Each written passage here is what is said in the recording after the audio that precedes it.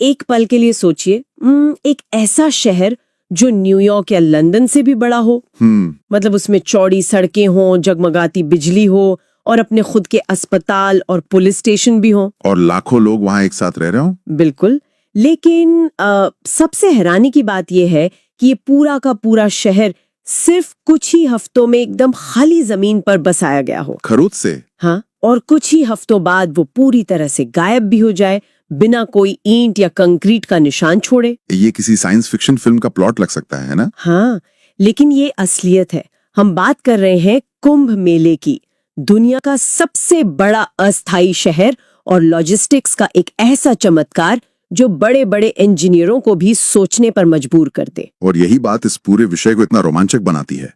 आज के हमारे इस गहन अध्ययन में हम भारत के हृदय स्थल मतलब उत्तर प्रदेश के उसी ऐतिहासिक और सांस्कृतिक ताने बाने को समझने की कोशिश कर रहे हैं। एकदम सही। हमारे पास आज जो रिसर्च और दस्तावेजों का पूरा एक जखीरा है, वो इसी बात की गहराई में जाता है कि कैसे कोई जगह महज एक भौगोलिक टुकड़ा नहीं होती। बिल्कुल। आस्था, बेहतरीन वास्तुकला और एक जबरदस्त स्थानीय अर्थव्यवस्था आपस में कैसे एक मशीन के पुर्जों की तरह काम करते हैं, आज हम यही डिकोड करने वाले हैं। तो हम अक्सर इतिहास को अलग अलग डिब्बों में रखकर देखते हैं ना, यहाँ धर्म है, वहाँ व्यापार है और किसी और डिब्बे में वास्तुकला।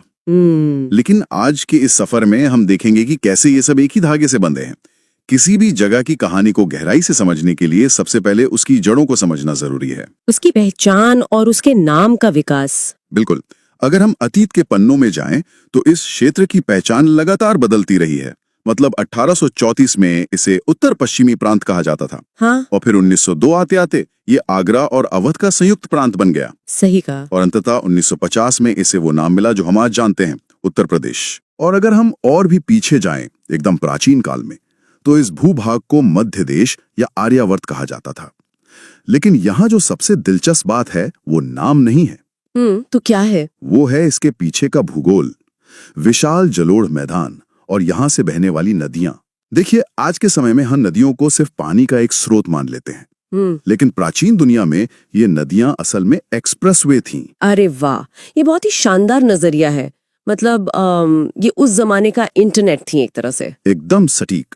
अगर किसी व्यापारी को अपना सामान बेचना है या किसी दार्शनिक को अपने विचार फैलाने हैं, तो वो बैलगाड़ी से घने जंगलों को पार करने के बजाय गंगा या यमुना के जलमार्ग का इस्तेमाल करेगा। नदियां ही वो हाईवे थीं जिन्होंने विचारों और व्यापार दोनों की रफ्तार तय की। हाँ, और इसी उपजाऊ जलोढ़ मिट्टी ने एक और बड़ा काम किया।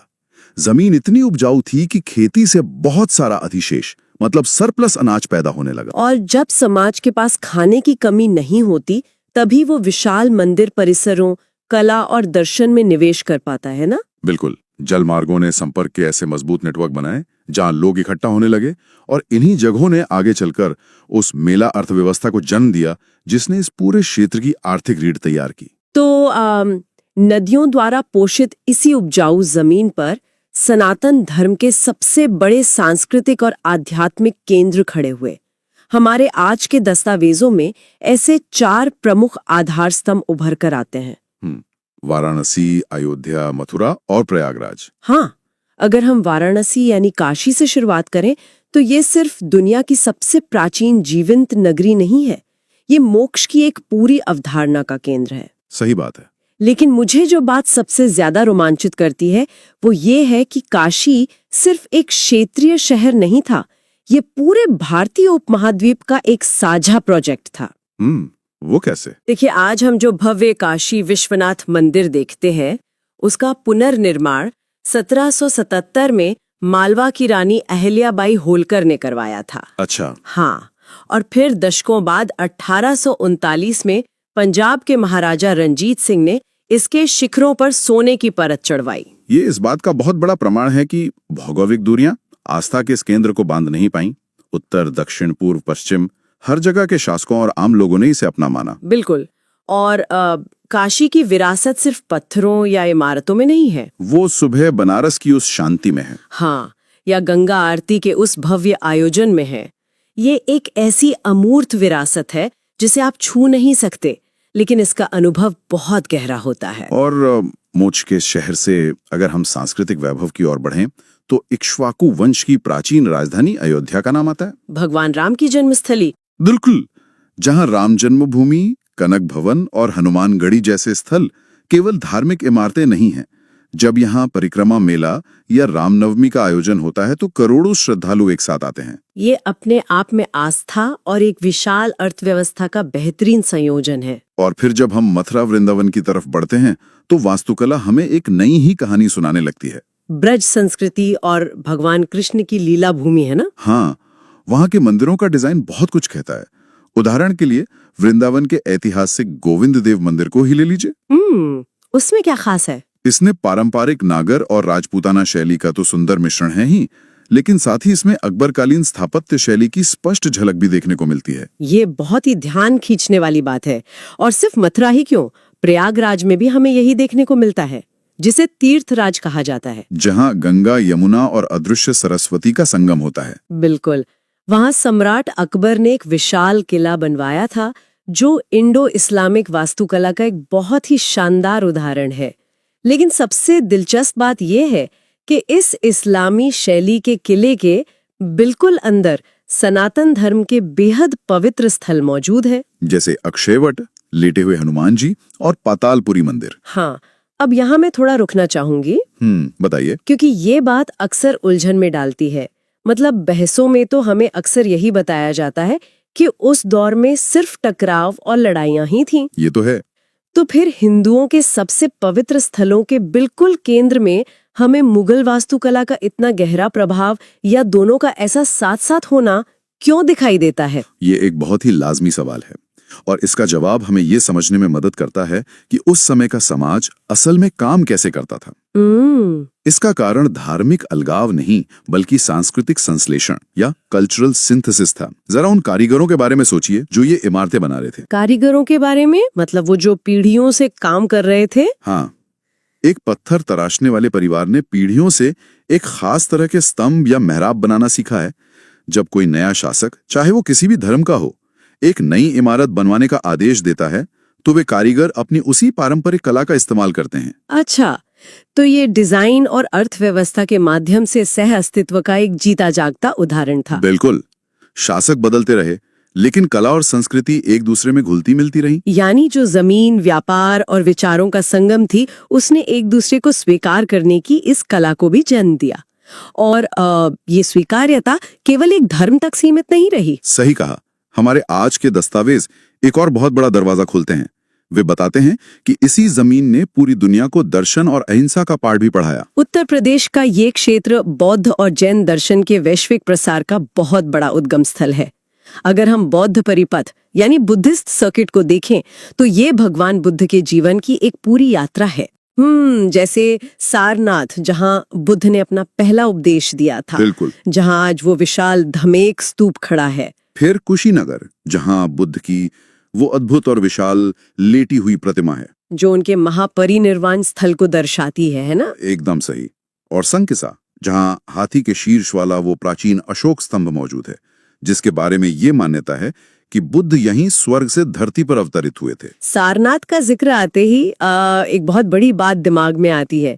सारनाथ में जो सिंह शीर्ष या लायन कैपिटल है, वो आज महज एक ऐतिहासिक कलाकृति नहीं है।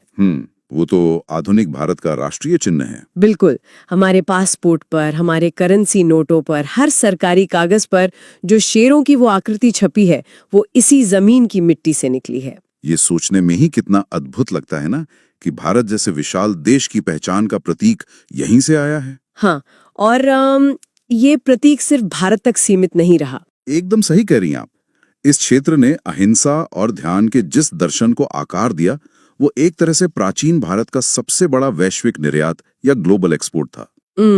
आज कोई दक्षिण पूर्व एशिया, चीन या जापान कहीं भी चला जाए, बौद्ध धर्म का जो विशाल प्रभाव दिखता है, उसकी जड़ें सीधे तौर पर इन्हीं जलोढ़ मैदानों से जुड़ी हैं। और जैन धर्म के साथ भी इस क्षेत्र की एक बहुत ही गहरी और साझा विरासत है। हाँ, श्रावस्ती एक ऐसा ही केंद्र है। ये वो स्थान है जहाँ भगवान बुद्ध ने अपने जीवन के सबसे ज्यादा 24 वर्ष बिताए थे। बिल्कुल। लेकिन साथ ही ये जैन धर्म के तीसरे तीर्थंकर भगवान संभवनाथ की जन्मस्थली भी है। एक ही जमीन और दो महान दर्शन एक साथ परवान चढ़ रहे हैं। इसके अलावा कौशाम्बी है, जो प्राचीन वत्स साम्राज्य की राजधानी हुआ करती थी और जहाँ प्रसिद्ध घोषिताराम विहार स्थित है। और काम्पिल्ले भी है ना, जो 13वें जैन तीर्थंकर विमलनाथ की जन्मस्थली है। हाँ, ये साझा विरासत ही इस क्षेत्र की असली ताकत रही है।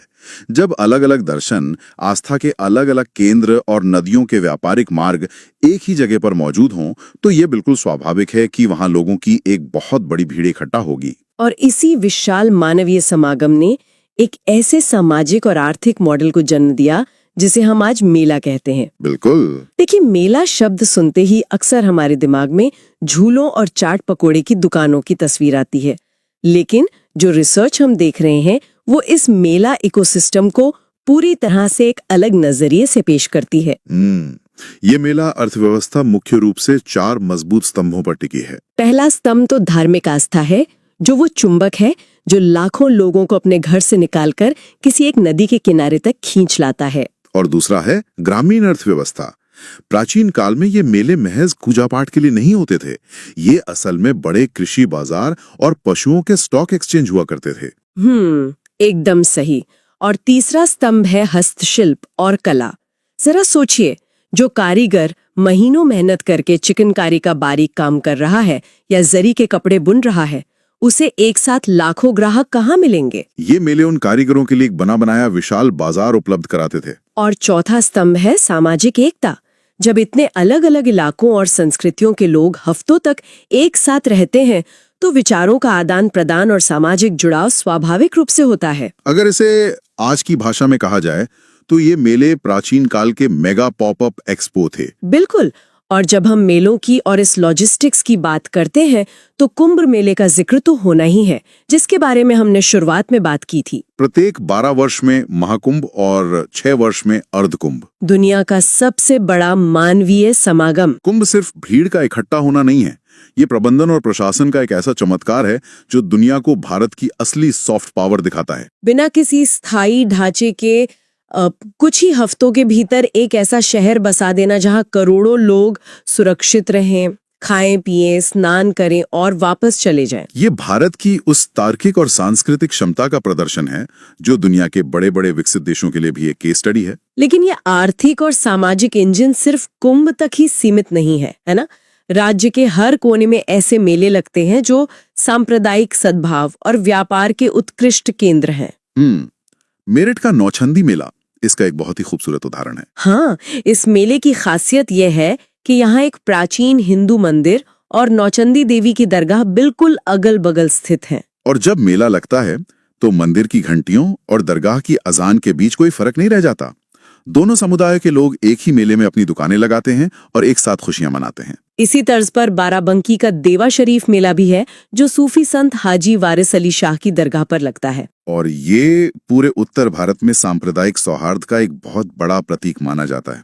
और अगर हम विशुद्ध रूप से व्यापार और ग्रामीण अर्थव्यवस्था की बात करें तो आगरा का बटेश्वर मेला बहुत अहम है। हाँ, यमुना नदी के तट पर 108 शिव मंदिरों की एक भव्य श्रृंखला है और उसी के पास ये मेला लगता है, जो उत्तर भारत के सबसे बड़े पशु मेलों में से एक है। बलिया का दादरी मेला हो या गोरखपुर का खिचड़ी मेला, ये सब कोई एक दिन के त्योहार नहीं है। ये वो आर्थिक इंजन है जो पूरे साल के लिए उस इलाके की क्षेत्रीय अर्थव्यवस्था को ईंधन देते हैं। तो जरा इस पूरी तस्वीर को एक साथ देखते हैं। एक ऐसा इलाका जहां नदियां व्यापार ला रही हैं, अलग अलग धर्मों के लोग मेलों में इकट्ठा हो रहे हैं, कारीगर अपना सामान बेच रहे हैं और बेशुमार पैसा उस अर्थव्यवस्था में आ रहा है। और जब इतनी समृद्धि और इतने अलग अलग विचार एक साथ मिलेंगे तो इसका सीधा असर वहां की इमारतों और वास्तुकला पर पड़ना तय है। बिल्कुल। और वास्तुकला के इसी क्रमिक विकास को समझना बहुत दिलचस्प है। वास्तुकला किसी भी समाज की सोच का एक भौतिक रूप होती है। अगर हम इस क्षेत्र में स्थापत्य कला की टाइमलाइन को देखें तो ये गुप्त काल से एक ठोस आकार लेना शुरू करती है, जिसे अक्सर भारत का स्वर्ण युग भी कहा जाता है। इसी दौर में मंदिर निर्माण की वास्तविक इंजीनियरिंग शुरू हुई। कानपुर के भीतर गांव का टेराकोटा मंदिर और झांसी के देवगढ़ में स्थित दशावतार मंदिर, जो कि नागर शैली के बहुत ही शुरुआती और बेहतरीन उदाहरण है, वे इसी काल की देन है। इसके बाद अगर हम आगे बढ़ें तो प्राचीन कन्नौज का जिक्र आता है। ऐतिहासिक दस्तावेजों में जिसे महोदयश्री कहा गया है। मुझे ये जानकर बहुत हैरानी हुई कि उस दौर के अभिलेखों में कन्नौज के भीतर 10,000 मंदिरों के होने का उल्लेख मिलता है। अरे वाह! जरा उस समय के वैभव और वास्तुकला के पैमाने की कल्पना कीजिए। और फिर जैसे जैसे हम समय में आगे बढ़ते हैं, मतलब जौनपुर के शर्की काल और लखनऊ के नवाबी काल की तरफ, तो हमें वास्तुकला में वो अद्भुत समन्वय पूरी तरह से निखरा हुआ दिखाई देता है, जिसकी चर्चा हमने कारीगरों के संदर्भ में की थी। जौनपुर की अटाला मस्जिद वास्तुकला के इस संगम का एक मास्टरपीस है ना? बिल्कुल।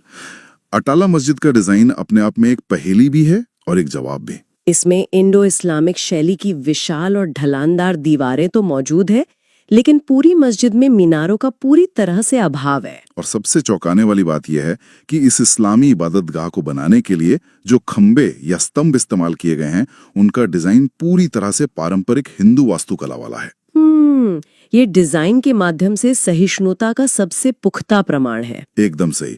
जब कोई एक नई इमारत बनाता है और पुरानी संस्कृति के डिजाइनों को खत्म करने के बजाय उन्हें शान से अपनी नई इमारत का हिस्सा बनाता है, तो वो समाज की परिपक्वता को दर्शाता है। और लखनऊ की नवाबी वास्तुकला को ही देख लीजिए, वहाँ की इंजीनियरिंग तो एकदम अलग स्तर पर थी। हाँ, उन्होंने विशाल कक्ष बनाए और उन्हें ढकने के लिए बड़े बड़े मेहराबों का निर्माण किया, वो भी बिना किसी बीम के सपोर्ट के। छत का सारा वजन उन मेहराबों की ज्यामिति पर टिका है, और उन्होंने अपने निर्माण में मछली के रूपांकन मतलब फिश मोटिव का भरपूर इस्तेमाल किया, जो नवाबी शान का प्रतीक था। और दिलचस्प बात यह है कि आज भी वो उत्तर प्रदेश सरकार के आधिकारिक चिन्ह का एक अहम हिस्सा है। वास्तुकला का ये विकास कोई ऐसी चीज नहीं है जो इतिहास की किताबों में बंद हो गई हो। वाराणसी के BHU परिसर में जो नवीन विश्वनाथ मंदिर है, वो इसी भव्य स्थापत्य परंपरा का एक आधुनिक रूप है। तो अब तक की हमारी इस चर्चा से एक बात तो साफ है कि इस क्षेत्र के पास आस्था, इतिहास और कला का एक बहुत ही विशाल और शक्तिशाली सॉफ्टवेयर है। लेकिन एक आधुनिक राज्य केवल इतिहास के दम पर नहीं चल सकता है ना, उसे भविष्य की अर्थव्यवस्था से जोड़ना होगा। और यहीं पर इस पूरी विरासत का एक रणनीतिक मानचित्रण या स्ट्रेटेजिक मैपिंग काम आती है। ये शायद आज की इस पूरी चर्चा का सबसे व्यवहारिक और आर्थिक पहलू है। इस अथाह सांस्कृतिक संपदा को आधुनिक पर्यटन अर्थव्यवस्था में बदलने के लिए राज्य को रणनीतिक रूप से 4 प्रमुख क्षेत्रों में बांटा जा रहा है। पहला है पश्चिमी क्षेत्र, जो आगरा और मथुरा के आसपास है। ये क्षेत्र मुगल वास्तुकला की भव्यता और ब्रजभूमि की जीवंत संस्कृति का केंद्र है। दूसरा है मध्य क्षेत्र या अवध, जहां लखनऊ और बाराबंकी की नवाबी नजाकत और सूफी परंपराओं का संगम होता है। और तीसरा है दक्षिण का बुंदेलखंड क्षेत्र, जिसमें झांसी और महोबा जैसे इलाके आते हैं। ये वो जमीन है जो अपने अजेय किलों और चंदेल राजाओं की प्राचीन विरासतों के लिए जानी जाती है। और अंत में चौथा है पूर्वी क्षेत्र यानी पूर्वांचल। वाराणसी, अयोध्या, कुशीनगर का इलाका। ये मोक्ष की, बुद्ध की और भगवान राम की पवित्र भूमि है। अब सबसे महत्वपूर्ण बात यह है कि इन चारों क्षेत्रों को सिर्फ नक्शे पर बांटा नहीं गया है, बल्कि इनके बीच टूरिस्ट सर्किट विकसित किए जा रहे हैं। ये सर्किट प्राचीन आध्यात्मिक मार्गों को एक आधुनिक रूप दे रहे हैं, है ना? बिल्कुल। जैसे रामायण सर्किट, जो अयोध्या, श्रृंगवेरपुर और चित्रकूट जैसे राम के जीवन से जुड़े स्थलों को एक विश्व स्तरीय बुनियादी ढांचे के साथ जोड़ रहा है। और कृष्ण सर्किट, जिसके जरिए मथुरा, वृंदावन और गोवर्धन में पर्यटन की सुविधाएं बढ़ाई जा रही हैं। और बौद्ध सर्किट भी है, जो सारनाथ, कुशीनगर और श्रावस्ती को एक धागे में पिरोता है। इस सर्किट का सबसे बड़ा फायदा यह है कि ये सीधे तौर पर दक्षिण पूर्व एशिया जैसे जापान, थाईलैंड, श्रीलंका के पर्यटकों को आकर्षित कर रहा है। यहाँ मुझे एक बहुत ही सटीक उपमा समझ आ रही है। मतलब ये पूरा का पूरा दृष्टिकोण ऐसा है जैसे कि आप किसी बहुत ही पुराने लेकिन बेहद शक्तिशाली कंप्यूटर सॉफ्टवेयर को चलाने के लिए एकदम नया और अत्याधुनिक हार्डवेयर विकसित कर रहे हों। अरे वाह, क्या उपमा दी आपने। मतलब ये जो हजारों साल पुरानी आस्था और इतिहास है, वो सॉफ्टवेयर है, और नए एक्सप्रेसवे, चमचमाते एयरपोर्ट और वर्ल्ड क्लास टूरिस्ट सुविधाएं वो नया हार्डवेयर हैं जो इस पुराने सॉफ्टवेयर को क्रैश होने से बचाएंगे और इसे एक नई रफ्तार देंगे। क्या बेहतरीन तरीके से आपने इसे समझाया है। बिना अच्छे हार्डवेयर के दुनिया का सबसे बेहतरीन सॉफ्टवेयर भी किसी काम का नहीं रहता। बिल्कुल। ये पर्यटन सर्किट केवल कुछ मंदिरों या स्मारकों को जोड़ने वाली सड़कें नहीं है, ये सीधे तौर पर रोजगार के इंजन है। जब कोई विदेशी पर्यटक सारनाथ आता है तो वो केवल एक टिकट नहीं खरीदता, वो एक होटल में रुकता है, एक स्थानीय गाइड को पैसे देता है, किसी बुनकर से रेशम का कपड़ा खरीदता है और ट्रांसपोर्ट का इस्तेमाल करता है। इस तरह इतिहास और विरासत आधुनिक अर्थव्यवस्था की जीवन रेखा बन जाते हैं। एकदम सही। तो अगर हम इस विस्तृत और गहन अध्ययन को समेटने की कोशिश करें तो आज हमने जो कुछ भी विश्लेषित किया है वो मुख्य रूप से 3 बड़ी ताकतों का एक ऐसा संगम है जिसे अलग नहीं किया जा सकता। पहला है अटूट आस्था, जो हमें इसके अनगिनत तीर्थों, मंदिरों और स्तूपों में दिखाई देती है। दूसरा है स्थापत्य का अद्भुत समन्वय, जहां अलग अलग संस्कृतियों के कारीगरों ने कला और वास्तुकला के जरिए एक दूसरे को अपनाया। और तीसरा है आर्थिक जीवंतता, जो सदियों से चले आ रहे मेलों और आज के इन आधुनिक पर्यटन सर्किटों के जरिए लाखों लोगों का पेट भर रही है। जब ये तीनों चीजें आपस में मिलती हैं, तो ये क्षेत्र महज भारत का एक भौगोलिक केंद्र नहीं रह जाता। ये वास्तव में भारतीय संस्कृति की आत्मा बन जाता है। और यही वो अमूल्य सॉफ्ट पावर है जो विश्व पटल पर भारत की एक अनूठी और मजबूत छवि पेश करती है। एक ऐसा क्षेत्र जो अपनी प्राचीन जड़ों से गहराई तक जुड़ा हुआ है, लेकिन फिर भी नए विचारों, नई अर्थव्यवस्थाओं और नई संस्कृतियों को खुद में समाहित करने से कभी नहीं कतराता। बिल्कुल सही बात है। तो इस चर्चा को समाप्त करते हुए एक बहुत ही गहरा सवाल है जो सोचने पर मजबूर करता है। अक्सर हम दुनिया को बहुत ही सीधे और बटे हुए खांचों में देखने के आदी हो चुके हैं, है ना? लेकिन आज हमने देखा कि एक क्षेत्र कितना जटिल है और यहाँ चीजें आपस में कितनी गहराई से गुंथी हुई हैं। तो सवाल ये उठता है कि यदि महज एक भौगोलिक क्षेत्र दुनिया के सबसे बड़े और शांतिपूर्ण दर्शन मतलब अहिंसा को जन्म दे सकता है, वास्तुकला के जरिए बिल्कुल विरोधी प्रतीत होने वाली संस्कृतियों को एक साथ खड़े होने का मंच दे सकता है। हाँ, और कुंभ जैसे आयोजन में बिना किसी ईंट पत्थर के स्थायी ढांचे के दुनिया के सबसे बड़े अस्थायी शहर का इतने शानदार तरीके से प्रबंधन कर सकता है, तो क्या इस प्राचीन सह अस्तित्व और लॉजिस्टिक्स के ऐतिहासिक मॉडल में आज की हमारी इस अत्यधिक विभाजित और जटिल आधुनिक दुनिया की समस्याओं के समाधान छुपे हो सकते हैं? ये वाकई सोचने वाली बात है कि क्या प्राचीन काल की ये सूझबूझ आज के आधुनिक भविष्य का रास्ता दिखा सकती है। इस विचार के साथ ही हम आज की इस चर्चा को यहीं विराम देते हैं। हमारे इस गहन अध्ययन के सफर का हिस्सा बनने के लिए बहुत बहुत शुक्रिया।